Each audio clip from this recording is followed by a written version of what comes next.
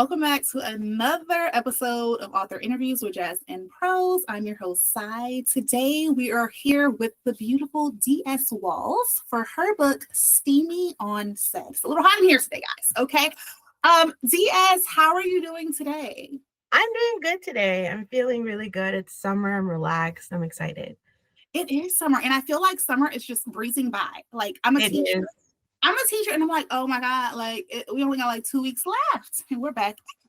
But yeah, it has been a really good summer for me. So I'm just happy trying to just do the things that I enjoy, hence these interviews. I love doing these interviews. But yeah, and where are you located? I'm located in Ontario in Canada. So I was just out there and it was hot.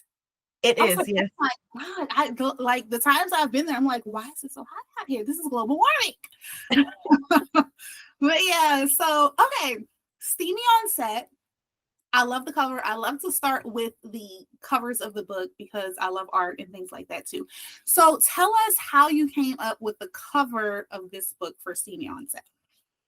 So drawn cover books are really in right now with romance books. So I knew that I wanted to go that way with the book. And because the book takes place on a movie set, I wanted to set that from the very beginning, make that clear. Who's the director? Who's the stylist? Why are they against each other? So I wanted it to be kind of like a back-to-back, but also showcase where this book is going to be taking place. I love that. And yes, okay, what's her name? I had a couple of authors come on here and they do romance, and their cover was kind of, like you said, the art is really popular right now with romance. Yeah. Oh, I love that. And I love the, the background color of it as well. It really makes it pop. I love that. So let's go ahead and jump right into you telling us a little bit about yourself. How did you begin, your love for writing, and what inspired you to start? Yeah, so I've always loved writing. From like when I first learned my alphabet, I've been writing. Mostly I started off with songs and poems, but when I was able to start reading in like middle school, I fell in love with novels and books. And back when I was growing up in the early 2000s, 90s, there wasn't a lot of representation in the romance genre for Black women, especially plus-size Black women. So when I did start writing my own stories, all of my protagonists were plus-size Black women, and that's just kind of what drove me to write books. And then eventually what drove me to publish is to be able to create that representation. And that is so important. I love that. Yeah. And I think that's, a lot of us who we write, I'm an author, I have coloring books, things like that. And my first coloring book I did was, for my daughter, because at the time, this was like back in 2013, they didn't have a lot of, brown skinned girls on the cover of color books and things like that. And as a new mother, I'm like, oh my God, I need to instill these things in her. So yeah, so like you said, with representing plus size women in romance novels, that is important because we make up a big part of the population. Yes. So to see, ourselves in there, that's amazing. And I applaud you for doing that, because I always say, if you don't write a story that you want to see, or your narrative, it'll never, years down the line, who's telling that story? You know what I'm saying? So, and I think sometimes people read to see a reflection of themselves or something that they can relate or connect with. Because a lot of people are reading for escapism, things like that.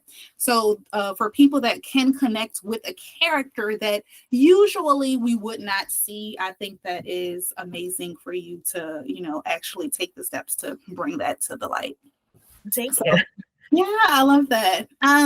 So go ahead and tell us what Steamy on Set is about. Okay, so Steamy on Set is an enemies to lovers workplace romance that takes place between the costume designer Farrah and the director Errol. They, from day one, and by day one I mean chapter 2, get off on the wrong foot with one another over an argument about tea of all things. And from there, they just absolutely can't stand each other until they get into this blowout fight, and they realize that they have to kind of be on a more amicable terms. And then from there, it kind of turns into friendship, and then from friendship eventually to falling in love. I love that. Now, I have heard that there is, and I don't know if it's true, I'm just asking you, that there's a formula for romance novels. Do you feel like that's true? Like, did you feel like you had, like, when you were writing it, you had to follow a certain, plot kind of structure, or?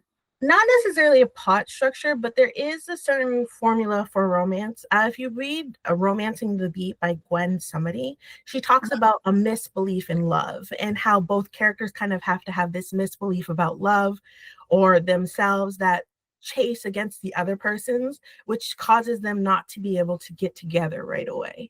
Yeah, I love that. Oh God, I'm such a book nerd and a writer, and when it comes to creating characters, okay, I think it's such an interesting process because, like you just mentioned, with that from the lady Gwen, you just said, a writer really has to take the time to flesh out a character, and give the character certain quirks and qualities and a background story that would essentially make them who they are that present time in the book.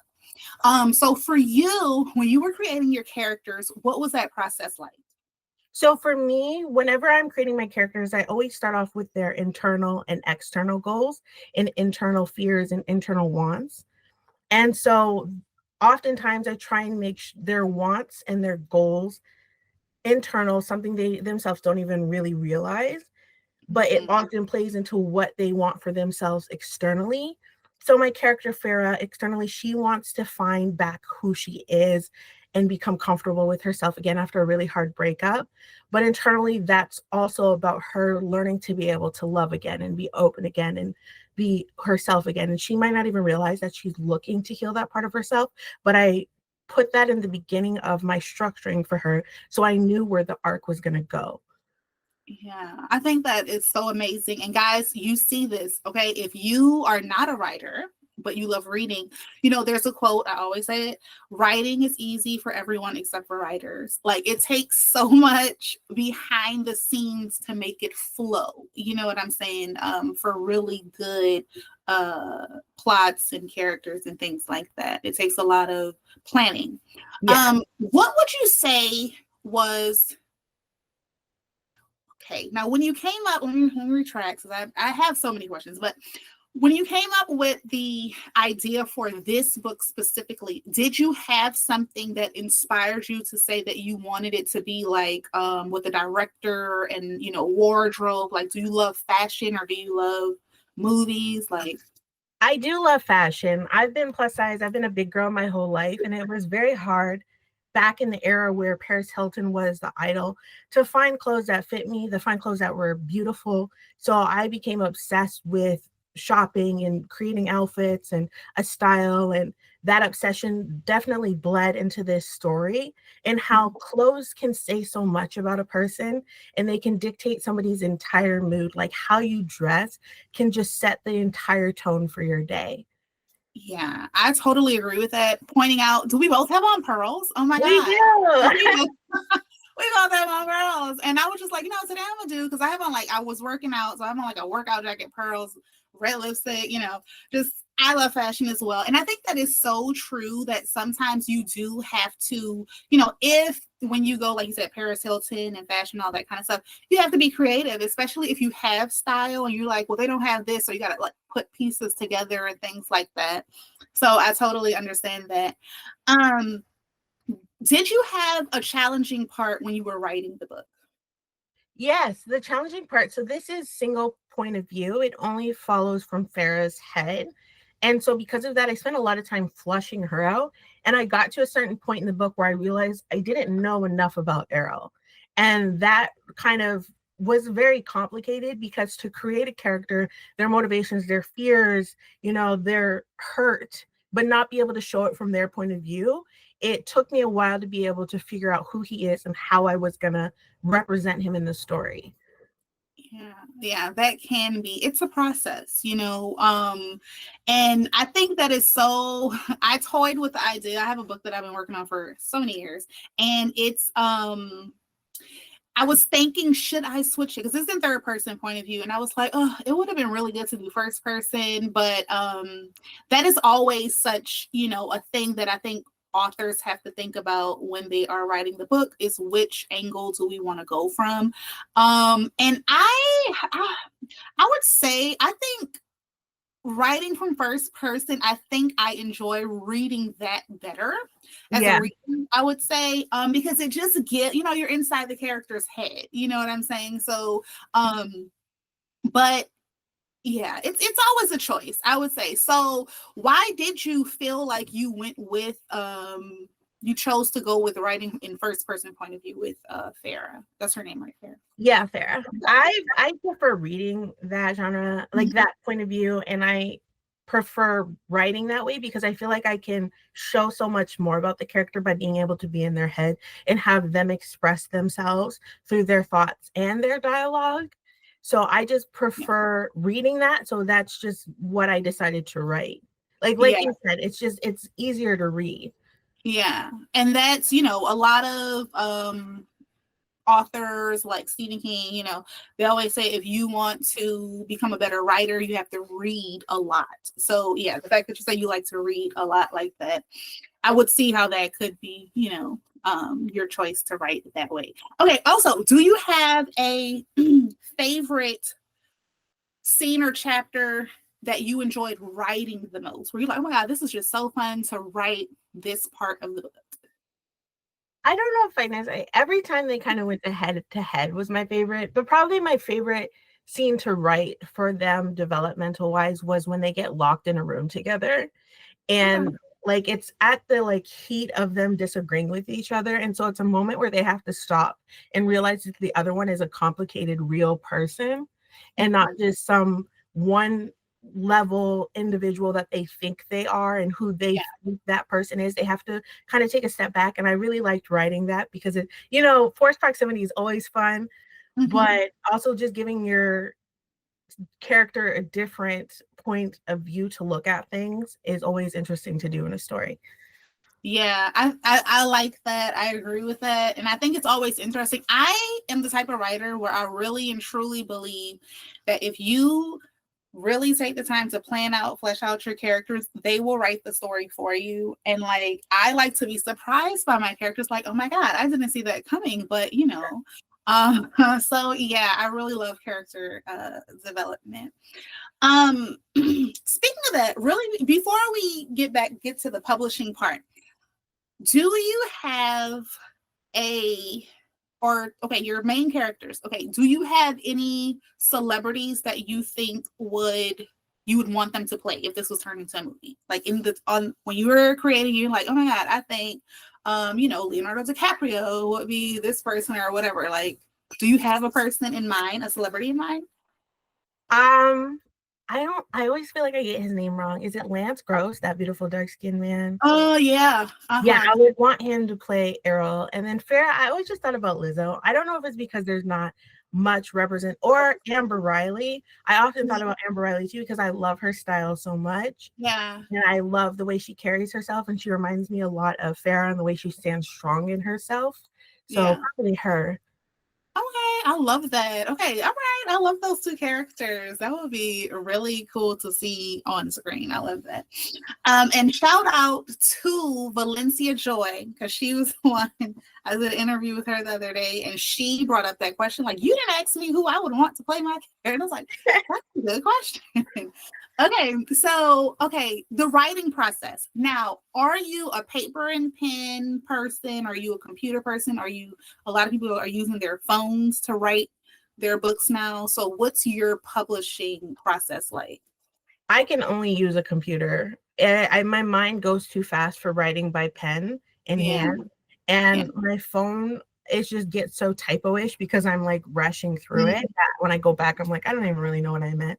On my phone, I can do like a line here or there. Like if I'm out at the grocery store and like something pops in my head, I'll like quickly write out that scene on my phone. But then later I'll bring it to my computer and that's where I flush it out. Yeah. Yeah, I am kind of like that too. And I'm getting to the point where I'm in grad school. So for me, I use a lot of the so on Google Docs, I use the voice typing tool because even I'm a fast typer, but even that I feel like technology can't keep up with me sometimes. So I use the voice typing, and that really just like I'll talk it out and it'll type it for me, and I'm like, oh my god, this it saves me every time with my essays for grad school. I hope my teachers aren't watching this, but it's me. It's not AI. It's not AI. It's just the voice typing. So you're a computer person. Great. What about, so how long did it take you to write this book? This book took years because it's the first book I've ever finished and really written. When I started this book, I had just gotten diagnosed with all of my mental health things. I got medicated for the first time in my life, and there was this huge shift in my life of being able to accomplish things. So I was able to write the first draft of this book, but I knew nothing about writing. I was just going off of what I liked. And then it took me time researching and getting critiques and being in writing groups and finding author friends for me to be able to learn enough about writing that I could find my voice. So the second draft took like a year, third draft took like another year. And then after that, it kind of all moved quickly. Yeah. Okay. Yeah. And with writing, guys, there is really no formula, like cutting. There's so many different ways, that people write in the process that is, because there are people, and I don't know how they do it. They publish 3 books a month. I don't know how, I wish, but I can't. I'm a slow reader. Okay. It takes me a long time to read because I am a thinker. Like, I like to sit there. I like to think about what I just read, come up with these other scenarios. So it takes me a while. And even with writing, and I'm a perfectionist and I'm a procrastinator. These are all things that slow it slows down the process. But I really do love writing, and I love the craft. And I love, so are you the type, do you like to use a lot of literary devices like figurative language, things like that, like metaphor, similes, or do you just stick to more just like explain? Because I know there's different, ways that people write. Yeah, I would say so. I think my prose can be lyrical sometimes and contain a lot of metaphors, but it really depends on what part of the book I'm in. Like if it's inside their head and they're thinking something through, then there might be a metaphor of them kind of mapping it out and comparing it. But if it's like a quick bantery dialogue scene, then it's very cut and dry. Yeah. And that's, I think, I was watching this video, and it was about minimalism and I don't know. I look it up. But basically, it was talking about how now we live in a day and age where a lot of people's attention spans are very short. So when it comes to writing, a lot of people are just kind of like getting to it instead of back in the day. I think it's maximalist. That's what it is. They really took the time to put a lot of description and explain and things like that. So I thought that video was very interesting. I'll see if I can put a clip of what it was there. Great conversation they had there. So with your book, with publishing, like putting the book out, is it self-published or did you go the traditional publishing route? This is self-published. Okay, good. Did you choose that for a specific reason or? Yeah, so with this book, I don't think it would fall well into traditionally published area, because in traditional publishing, there's themes and trends and like specific things they're looking for. And there were things about this book I was unwilling to change. And so it was something that I thought I would prefer to self-publish than to traditionally publish, because I wanted 100% control. I wanted to choose the cover. I wanted to keep the story the exact way that it was. And I wanted to kind of have control over everything. And there are things I would traditionally publish, but for this, my first book, I wanted to self-publish it. Yeah. And I love self-publishing as well. And I will say this for readers, okay, guys, if you read books, it is so important to leave reviews. Okay. If you enjoy the books that you're reading, that is like the biggest gift that you can give to authors, because like you just mentioned, publishing goes, it like so many other things in the entertainment industry goes based on the numbers, right? So if people love the books, they're, buying them, because you can buy a book and hate it, you know what I'm saying? But if you like a book, leave a review that you liked it, because it does help, especially self-published authors, if they do want to go the traditionally published route. Those reviews and things like that could be their evidence to say, hey, look, people actually like this, you should give us a chance, you know what I'm saying? So I think it's important to be cognizant of that, readers. Be reminded that your reviews matter. Okay, and it's the perfect gifts. People like to be acknowledged for their hard work and for Yes. their time that they've taken out to put their art into the world. So speaking of that, so people who are interested in putting a book out, what advice would you give to them? My advice to them would be to build community. There's so much I did not know about writing and publishing until I made author friends and got advice from other authors. And having people who write themselves look at your book and be a part of that journey takes you in an entirely different way than if you were to completely go this by yourself. And it's hard. Self-publishing is hard. Writing a book is hard. You need friends. You need somebody that can tell you that you're not crazy, that you should keep going, that this is actually good and people want to read this. So I think above everything else, because everything you can learn and figure out, but you need a community to back you and to keep you sane in this kind of journey. Yeah, I wholeheartedly agree with that. Guys, self-publishing, I know we see a lot of people, especially now with social media, everything is visible, people putting out books, but what they're not telling you is that behind the scenes, there's a lot that goes into that, and it's very doable. I'm just saying, like you just said, is that you sometimes do need that encouragement to push through on the days when you feel like, you know what, I'm not going to do this. Who's going to read my book? So having that support system is amazing. I am an advocate for Facebook because they have some really good groups on there that give you a lot of encouragement and things like that and knowledge. But, thankfully we live in the age of information where we'll quick Google search, for any type of question that we have with self-publishing. Okay.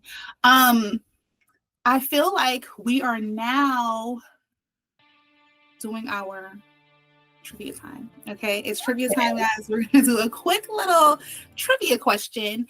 This is Would You Rather Author Edition. Okay, so we're gonna have you to pick a number. Oh my God, why are my things not showing up here? It's okay. These are 1, 2, 3, 4. Pick a number.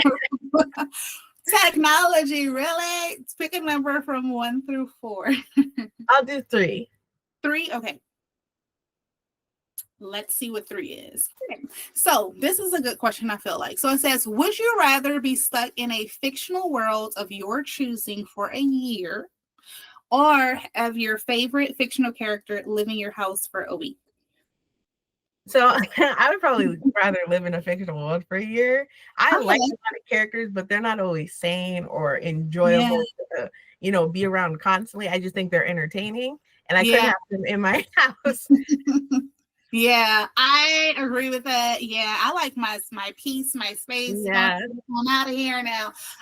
In the fictional world, I feel like there's so many options and things that you could be doing in that fictional world. So I like that answer choice. Yeah. Okay, so we're at our closing slide. So what do you have next in store for readers? So in the first book, Farrah's best friend is Monty. So the next book I'm looking to publish, maybe March next year, is going to be following Monty's story and everything that she's doing. And then also next year, I'm publishing a millionaire romance. Okay, give a little details for the listeners' music. When you say millionaire romance, what does that mean? So it's between a working class girl who takes care of her siblings because her parents aren't reliable, and a millionaire man who just wants to take care of her and make her life easier. And because I wanted classism to be an issue within the book, I made it take place in England. So it's going to be a little bit different than I would say the ones you usually see. Okay, I love that. There's so many stories out here, guys. I just want to read them all. There's so many. That sounds so interesting. And I'm thinking when you said that, it made me think of, I think it's 50 Shades of Grey. Wasn't it kind of like something like that? Yeah. Okay, well, I love that. So tell the readers where they can go and pick up this Steamy on Set. Yeah, so it's available for purchase on Amazon. It's also on Kindle Unlimited. So you Okay. can definitely go on there and read it within your subscription, so for free. And then yeah, you can also probably find it on Barnes and Nobles and all those things because I uploaded it through another thing as well, a provider. So those are the places you could find it. Okay, we love that. Guys, go and pick this up. It's always so nice. And I love, once again, how you said this is giving exposure to a different, but yet normalized type of romance that we don't get to read about all of the time. Okay, so that should be very interesting to see when you guys are reading it. Okay, highlighting that. And then also, if they want to keep up with you, do you have like any social media Yeah, pages? I'm everywhere. I'm on TikTok, I'm on Instagram, I'm on Threads. Yeah, I have a newsletter. You can just find me anywhere. If you go to my Instagram, I have a link tree where that has all of my information. And I have a YouTube. I love that. Okay, well, guys, we will have all of her information linked in the description box below. We definitely enjoyed you stopping by, Diaz Walls. You're welcome at any time. And yeah, so thank you so much for coming by. Thank you for having me. This was great. Absolutely. Well, guys, that's it for this episode. We thank you for tuning in, and we will see you on the next episode of Author Interviews. Bye.